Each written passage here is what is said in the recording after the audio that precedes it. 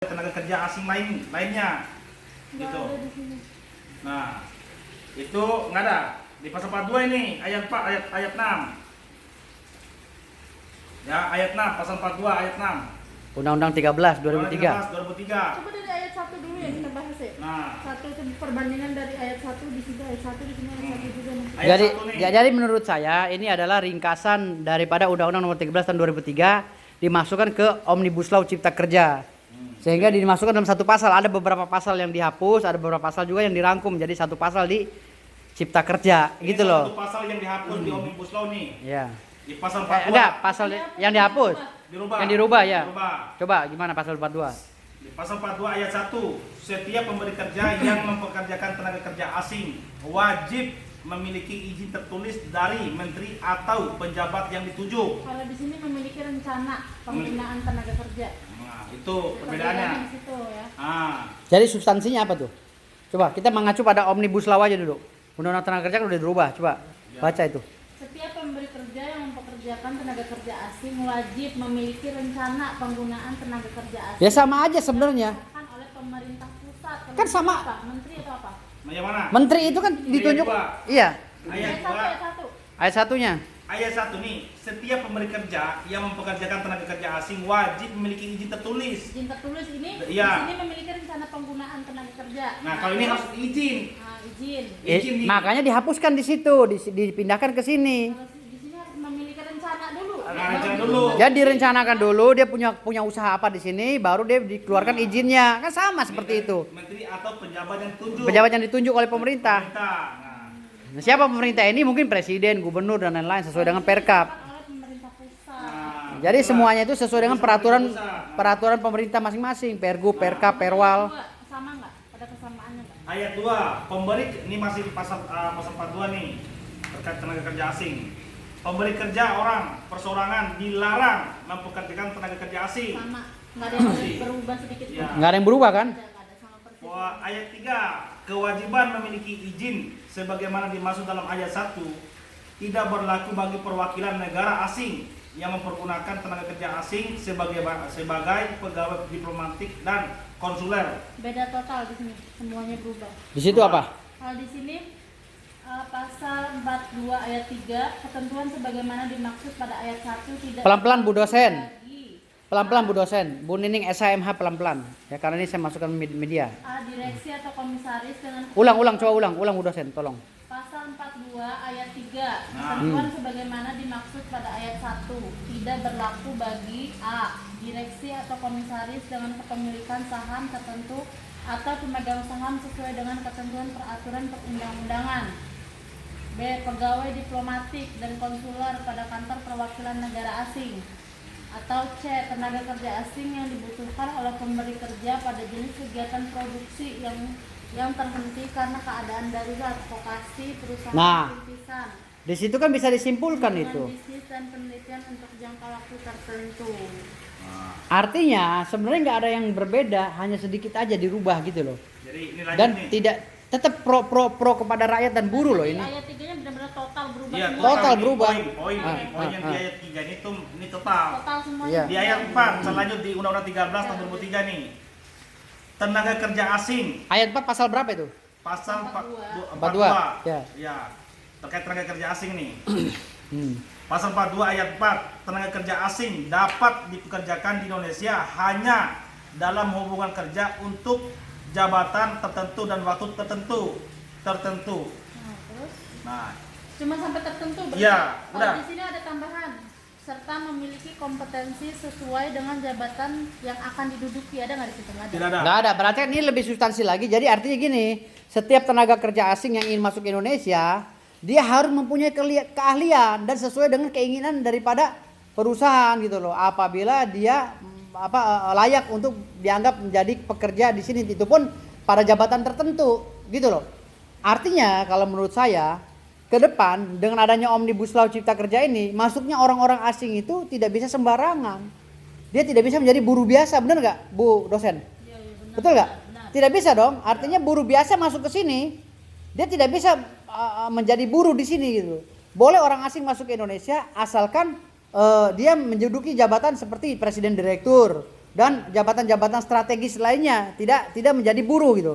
Nah ini kalau Omnibus Law diresmikan, berarti kan buruh-buruh yang ada saat ini yang tenaga asing ini harus dikeluarkan gitu loh, kecuali itu Tom nanti di pasal 43 kecuali tenaga ahli gitu kan. ya. Nah, coba Nanti di coba. pasal 43 ini Iya. saya lanjut dulu nih. Iya, iya, Di iya. pasal 42 Undang-Undang 13 tahun 2003 di pasal 42 ayat 6. Ya. Ayat 5 atau ayat 6? Ayat 6 pasal Ayat 6. 42 beda sama Omnibus Law. Coba ya terus bacain. Ayat 5 dulu, ayat 5. Ayat 5 ya, ya. Ya. Ketentuan mengenai jabatan tertentu dan waktu tertentu sebagaimana dimaksud dalam ayat 4 ditetapkan dengan keputusan menteri. Ya. Itu ayat 5 itu. Ayat 5 beda. Nah, Ah. Di sini beda. Kalau di situ apa Bu Omnibus Law? Kalau di Omnibus Law ini tenaga kerja asing dilarang menduduki jabatan yang Nah. mengurusi personalia. Nah, tenaga kerja asing dilarang menduduki jabatan yang mencakup personalia. Artinya, tenaga kerja asing tidak boleh menduduki sebagai jabatan personalia yang maaf ya, yang mengatur HRD, mengatur karyawan masuknya keluarnya masuk karyawan itu tidak boleh. Jadi tenaga asing ke depan ini besok hanya bisa menduduki jabatan strategis seperti presiden komisaris, presiden direktur dan lain-lain direktur. Nah, kalau besok ada karyawan ya, karyawan buruh ya misalnya masuk ke Indonesia ini dengan alasan tenaga ahli tidak boleh banyak sebenarnya. Gitu loh. Kalau banyak itu perlu dipulangkan buru-buru itu. Itu maksud dan tujuannya gitu loh. Bu dosen, bener gak? ya, karena ini kan belum ada sosialisasi. Karena ini belum ada sosialisasi tentang Omnibus Law ini. kita duluan Nah, sosialisasi. masyarakat udah keburu ribut, rusuh, akhirnya nomornya pun lupa ditulis sama DPR. Nomor undang-undangnya berapa ini belum ditulis. Nah, lanjut Karena rakyat Indonesia udah keburu makan hoak. Gitu loh. Ayat Lanjut 6. nih, ayat 6. Pasal 342 ayat 6. Undang-Undang 13 tahun 2003. Pasal 42. 42, masih pasal 42 nih. Nah, Ya, pasal Ayat 42, 6. ya. Tenaga kerja asing sebagaimana dimaksud dalam ayat 4 yang masa kerjanya habis dan tidak dapat diperpanjang dapat digantikan oleh tenaga kerja asing lainnya. Berarti ketika masa kerja, kalau di situ di berubah, Omnibus kalau Law. di sini berubah. Di situ berubah gimana? Berubah. Di ayat 6 ketentuan mengenai jabatan tertentu dan waktu tertentu sebagaimana dimaksud pada ayat 4 dan ayat 5 diatur dengan peraturan pemerintah. Berarti total berubah ya di sini ya. Diatur dalam peraturan pemerintah kan? Iya. Makanya di dalam undang-undang Omnibus Law ini yang Blank dicantum laptop ya. ini. Makanya ntar laptop minta sama Jokowi lah kalau kita nih laptopnya rusak. Nggak mau justru blank.